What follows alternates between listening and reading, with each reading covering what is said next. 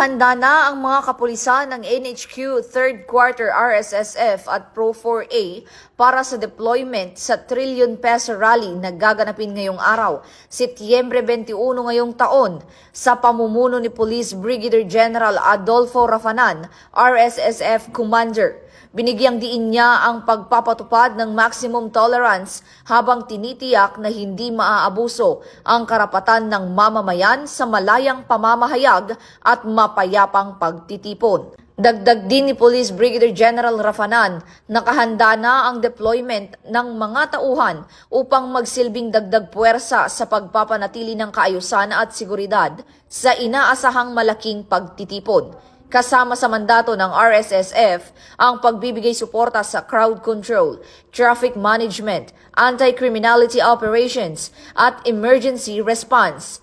Patuloy namang nananawagan ang PNP sa publiko na makiisa at sumunod sa mga alituntunin upang maging mapayapa at maayos ang kabuuan ng aktibidad.